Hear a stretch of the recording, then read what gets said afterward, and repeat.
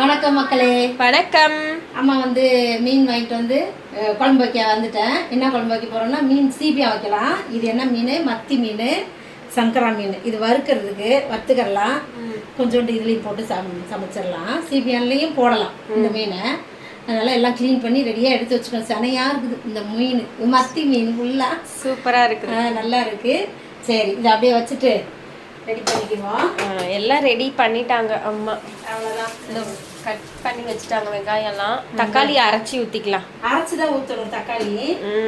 பூண்டு இடித்து வச்சுருக்கேன் ஏதோ இங்கே. இந்த சீபியானுக்கு வந்து நான் பூண்டு இடித்து போட்டால் தான் டேஸ்ட் சூப்பராக அப்படியே இடிச்சு பூண்டு வாசத்தோட மீன் சீபியானை வச்சோம்னா அவ்வளோ ஒரு அருமையாக. சீபியானா பர்மா ஸ்டைலில் சீபியான்னு சொல்லுவாங்க பர்மாக்காரங்கெல்லாம். நம்ம இதுல என்ன சொல்லுவாங்க? அதுவும் சீபியான் தான். நம்மளும் அப்படிதானே பழகி இருக்கோம்.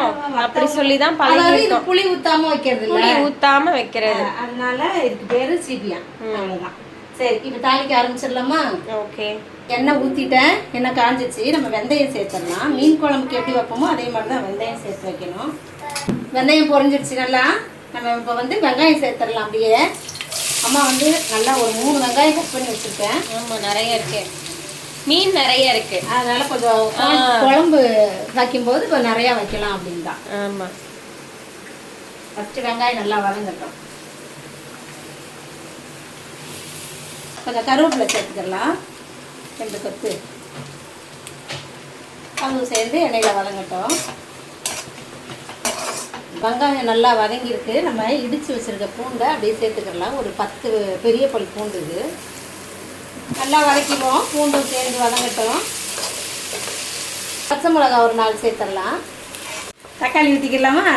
இது ஒரு 6 தக்காளி மீடியம் சைஸில். இதுதான் வந்து கிரேவியை கொடுக்கும் நிறையா. நல்லா பச்சை வாசம் போகிற அளவுக்கு எண்ணெய் பிரியணும் இதுலேயும். அது வரைக்கும் கொஞ்சம் வதக்குவோம்.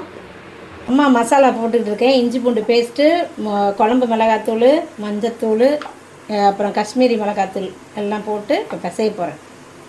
உப்பு தேவையான அளவுக்கு சேர்த்து அப்படியே நல்லா பிசைஞ்சிடலாம். தக்காளி நல்லா இந்த அளவுக்கு வெந்துடணும், வதங்கிடணும். நமக்கு வந்தால் எண்ணெய் பிரிஞ்சிருச்சு பாரு, நல்லா தெரியுது. சரி, மிளகாத்தூள் போடுங்க. அந்த மாதிரி இருக்குது. மஞ்சத்தூள் சேர்த்துடலாம் முதல்ல. இதே வந்து காஞ்சி மிளகா ஒரு 10-20 மிளகா அரைச்சி ஊற வச்சு அரைச்சி போட்டோம்னா இன்னும் நல்லாயிருக்கும் டேஸ்ட்டு. ஆனாலும் காஷ்மீரி மிளகாத்தூளே போட்டுக்கலாம். நான் இன்னைக்கு பண்ணலை அந்த வேலையை. ஒரு காரம் நல்லா குழம்பும் வேணும்னா ஒரு 3 ஸ்பூன் போட்டுக்கலாம். சரி, அது நல்லா பச்சை வாசம் போகிற அளவுக்கு இதையும் நல்லா வதக்கி எண்ணெய் பிரியட்டும். அப்படியே உப்பும் சேர்த்துடலாம். இல்லை அவ்வளோதான், போதுமா? ரொம்ப போடல. எல்லாம் எண்ணெய் பிரிஞ்சு வந்துச்சு. மிளகாத்தூள்லாம் பச்சை வாசம் போய் நம்ம தண்ணி சேர்த்துடலாம். இப்போது அரைச்சி வச்ச தண்ணியை கொஞ்சம் ஊற்றிடுறேன். நல்லா கலரி விட்டுட்டு தண்ணி தேவையான அளவுக்கு, குழம்புக்கு தேவையான அளவுக்கு தண்ணி சேர்த்துடலாம்.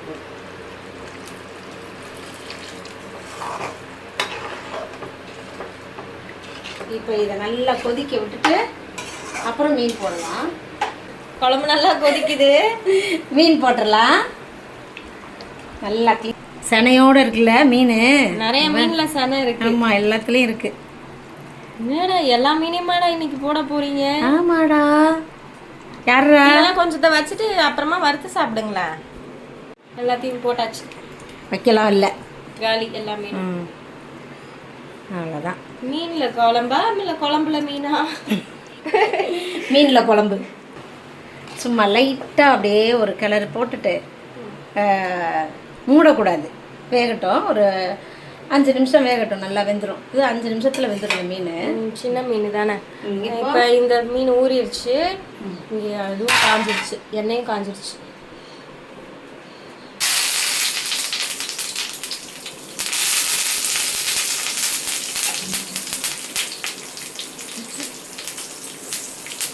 மீன் ஊற்றிச்சா மசாலா ஊற்றி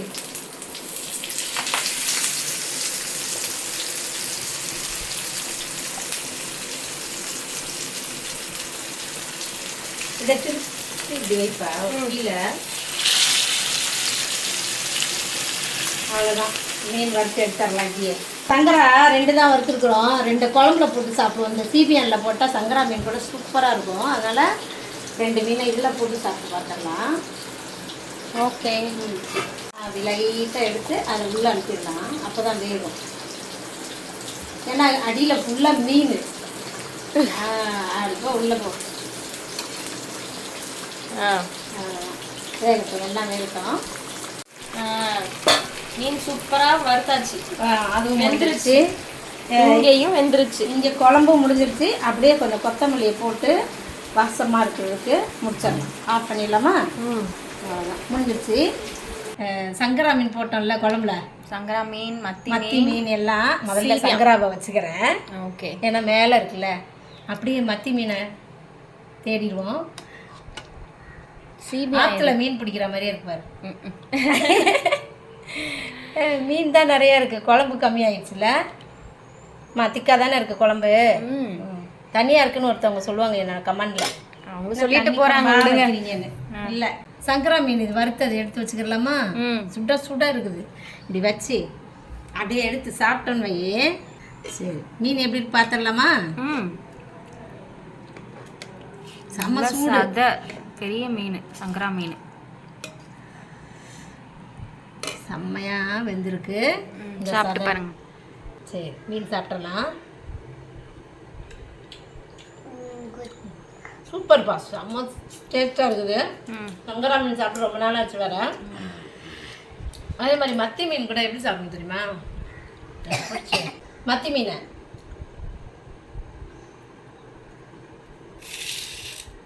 அதுதான். அப்படியே மாம்பழமும் வந்துருச்சா சீசன் நமக்கு, அதனால் மாம்பழம் கட் பண்ணி வச்சாச்சு. இனிமேல் மாம்பழம் டெய்லி இருக்கும்.